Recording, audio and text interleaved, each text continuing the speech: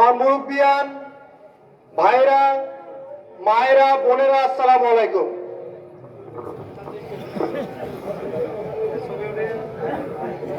প্রথমে বলতে চাই যে আমরা যে এখানে সবাই একসাথে হয়েছি,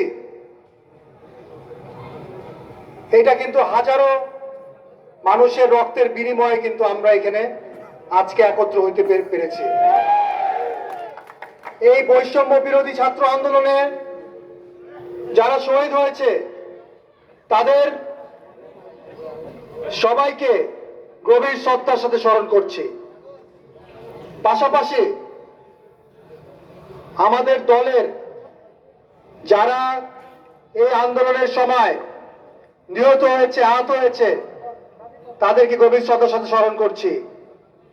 পাশাপাশি ভুলবো না, 17.5 বছর ধরে 2007-এর পর থেকে মোহনপুর ইউনিয়নে পত্রদেবিদ্বার থানায় যেই সব নেতা কর্মীদের অত্যাচারের কোনো বাকি নাই, যাদের বাড়িঘর হামলা করা হয়েছে, মামলা করা হয়েছে, চাকরি চলে গেছে, তাদেরকে শ্রদ্ধার সাথে তাদের স্মরণ করছি। কেননা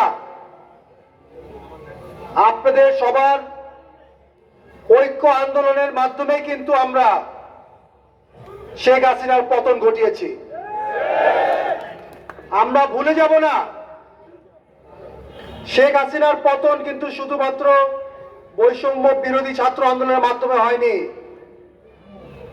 বাংলাদেশ জাতীয়তাবাদী দল, দেশ নায়ক তারেক রহমানের নেতৃত্বে আমরা এই আন্দোলন বিগত 15.5 বছর ধরে আমরা চলমান রেখেছি। এই আন্দোলনের সময় আমরা সাংঘাতিকভাবে নির্যাতিত হয়েছি, নিপীড়িত হয়েছি। আমরা অনেক ত্যাগ দিয়েছি। কিসের জন্যে? আমরা সামনে যারা এখানে বসে রয়েছি, যারা রাজনীতি করতে আসছি, আমরা কিন্তু দেশের জন্য, দেশের মানুষের জন্য কিছু করতে চাই। এই কারণে কিন্তু আমরা রাজনীতি করতে আসছি। আমরা কিন্তু সামনে যারা বসে আছি, যারা রাজনীতি করি, তারা কিন্তু নিজের পকেট ভারী করার জন্য কিন্তু রাজনীতি করি না। লাগলে নিজের পকেট থেকে কিছু ভালো যদি করতে পারি আমরা করি, নাকি? এইটাই তো আমাদের আদর্শ, এটাই তো আমরা বিশ্বাস করি। কিন্তু বিগত 15 বছর এই কালচারটা আমাদের দেশ থেকে চলে গিয়েছিল। এই স্বৈরাচারী শেখ হাসিনার দোসরেরা দেশটাকে লুটপাট করে ব্যাংকিং খাত বলেন, শিক্ষা খাত বলেন, স্বাস্থ্য খাত বলেন, প্রশাসনের খাত বলেন, প্রতিটি খাত বেঘাট ঘটাইছে। তাদের দুঃশাসনের কারণে আমাদের প্রতিষ্ঠানগুলা ধ্বংস হয়ে গেছে।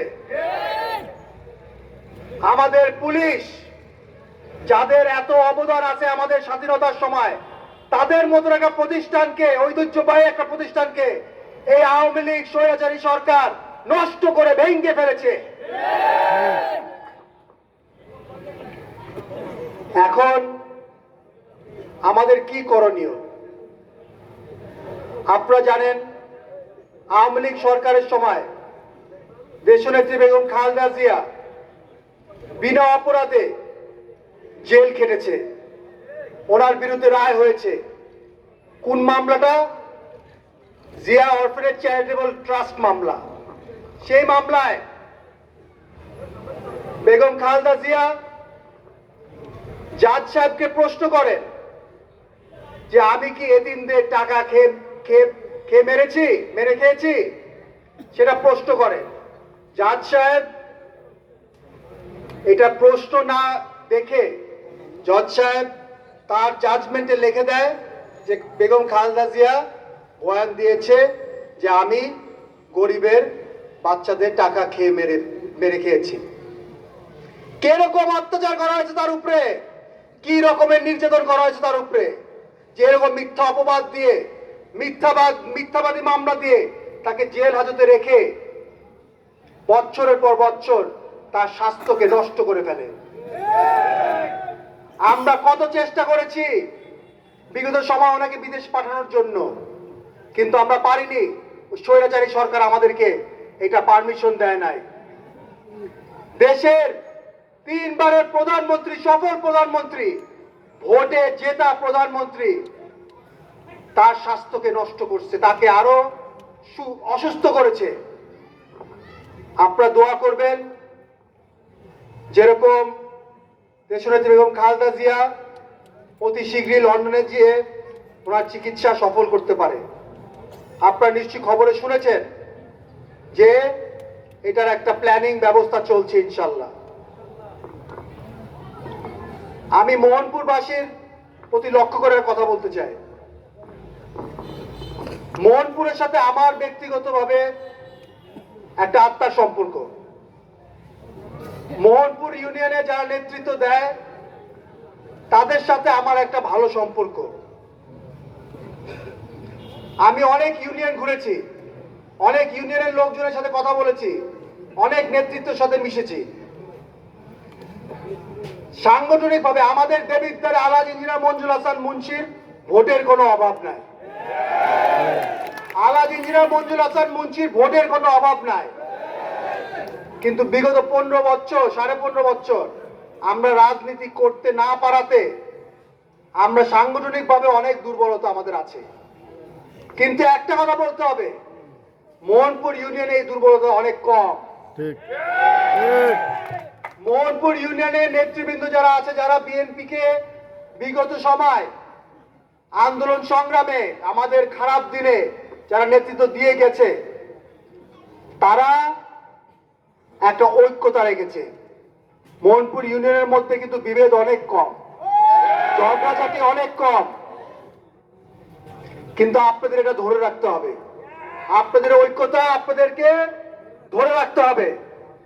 কেননা সামনে কিন্তু আগামী 1.5 থেকে 2 বছরের মধ্যে নির্বাচন পালন হবে এবং সেই নির্বাচনে কিন্তু ভোটের নির্বাচন হবে এবং সেই ভোটের নির্বাচনে আপনাদেরকে কিন্তু আলহাজ ইঞ্জিনিয়ার মঞ্জুর হাসান মুন্সিকে জয়যুক্ত করে আপনাদের আরেকবার এমপি বানিয়ে দেবিদ্বারে যে অসমাপ্ত কাজগুলো ছিল সেগুলো সমাপ্ত করা, দেবিদ্বারে যে যোগাযোগ ব্যবস্থা, এই যোগাযোগ ব্যবস্থা যেটা বিচ্ছিন্ন হয়ে গেছে সেই যোগাযোগ ব্যবস্থাকে আবার সম্পূর্ণ করা।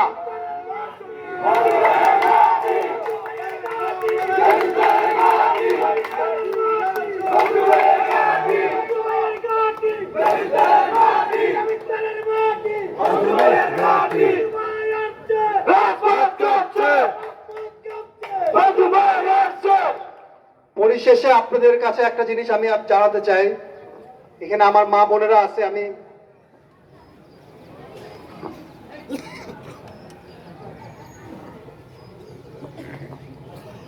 আমার মা বোনেরা আছে আমার সামনে, আপনাদেরকে লক্ষ্য করে বলতে এবং আপনাদের সবাইকে লক্ষ্য করে বলতে চাই, আমাদের দেশ নায়ক তারেক রহমান সাহেব একটি উন্নয়নের পরিকল্পনা বার্তা প্রদান করেছেন। সেটা হলো, যদি আমরা বাংলা জাতীয়তাবাদী দল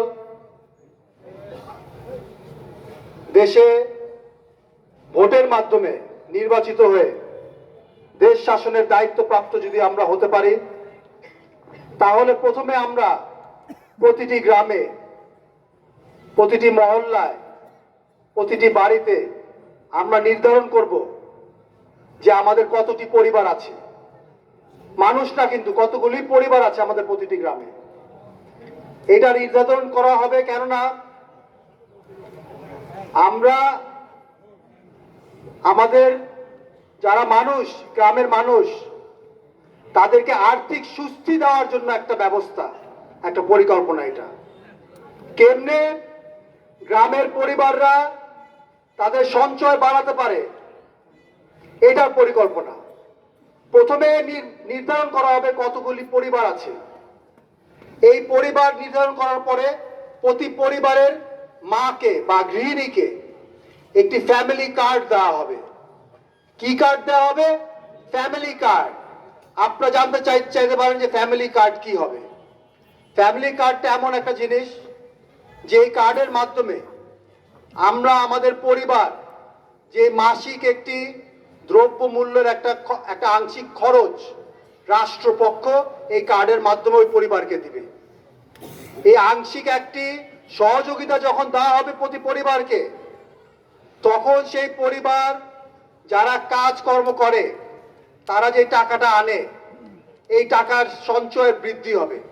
1 বছর 2 বছর 4 বছর যখন যাবে, তখন আমাদের যে মাসিক আংশিক যে চাহিদা দ্রব্য মূল্যের খরচের, সেটা যখন রাষ্ট্র যখন দিবে, তখন আমাদের সঞ্চয়টাই অটোমেটিকলি বাড়বে না প্রতি মাসে? এইটা কিন্তু আস্তে আস্তে আমাদের পায়ের নিচে যে মাটিটা, এটা শক্ত করে ফেলবে। আমরা আর্থিকভাবে প্রতি পরিবার আমরা স্বস্তি পাবো। এবং মনে রাখবেন, কার্ডটা কিন্তু আমাদের পরিবারের মা অথবা গৃহিণীর নামে। যেরকম যেই সহযোগিতাটা আসবে, সেই সহযোগিতাটা যেরকম সঠিকভাবে পালন হয়, এইটারও ব্যবস্থা গ্রহণ করা হচ্ছে ইনশাল্লাহ। পরিশেষে আপনাদেরকে বলতে চাই ধন্যবাদ। আপনারা এত কষ্ট করে এসেছেন এখানে, এত সুন্দর জনসভায় আলহাজ ইঞ্জিনিয়ার মঞ্জুর হাসান মুন্সিকে, আলহাজ ইঞ্জিনিয়ার মঞ্জুর হাসান মুন্সির প্রতি এত প্রতি ভালোবাসা। আমি পরিশেষে বলবো আপনাদেরকে যে আগামী নির্বাচনে আলহাজ ইঞ্জিনিয়ার মঞ্জুর হাসান মুন্সি আপনাদের দোয়ায় ইনশাআল্লাহ ধানের শীষ মার্কা নিয়ে আপনাদের মাঝে নির্বাচন করতে আসবে ইনশাআল্লাহ।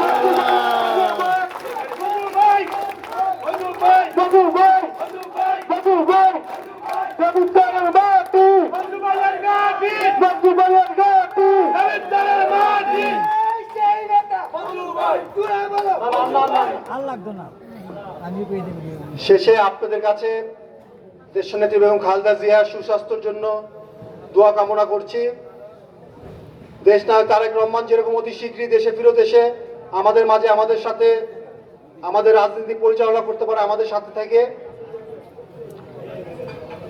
আপনাদের কাছে কামনা করছি আলহাজ ইঞ্জিনিয়ার মঞ্জুর হাসান মুন্সির সুস্বাস্থ্যের জন্য। আমার মা আলহাজ মাজেদা হাসান মুন্সি সুস্বাস্থ্য কামনা করছি আপনাদের কাছে, এবং আপনাদের সবার জন্য আল্লাহর কাছে দোয়া চাইছি ইনশাআল্লাহ, যেরকম আপনারা সবাই ভালো থাকেন, খুশি মনে থাকেন, এবং কোন রকমের চাপের মুখে যেরকম না থাকেন। এ বলে আমার বক্তব্য শেষ করছি। আল্লাহ হাফেজ। বাংলাদেশ জিন্দাবাদ, বাংলাদেশ জাতীয়তাবাদী দল জিন্দাবাদ, শহীদ জিয়া অমর হোক, দেশনেত্রী বেগম খালেদা জিয়া জিন্দাবাদ, তারেক রহমান সাহেব জিন্দাবাদ, আলহাজ ইঞ্জিনিয়ার মঞ্জুর হাসান মুন্সি জিন্দাবাদ। ধন্যবাদ আমাদের বিশেষ অতিথি বক্তব্য দেওয়ার জন্য। এই মুহূর্তে যারা